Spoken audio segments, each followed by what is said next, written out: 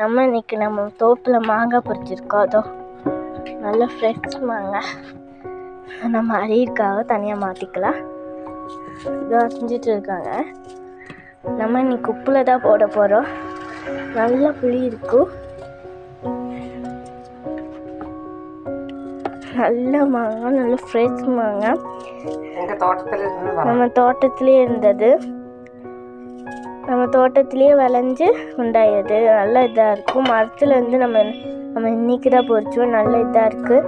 இந்த மாதிரி மாங்காய் சாப்பிட்றது நல்லது இந்த சீசன். அதுவும் பச்சை மாங்காய் அதிகமாக சாப்பிடாதீங்க. பழுத்த மாங்காய் வந்தால் கூட ஓரளவுக்கு போதும். இங்கே பாருங்கள், நல்லா கழுவி வச்சுருக்கோம். இது நாங்கள் சாப்பிட்டு நல்லா இனிப்பு இருக்கும். இது ஒரு நல்ல இனிப்புள்ள மாங்காய். உங்கள் தோட்டத்தில் விளைஞ்சிருக்கான்னு கமெண்ட் பண்ணுங்கள், லைக் பண்ணுங்கள், ஷேர் பண்ணுங்கள்.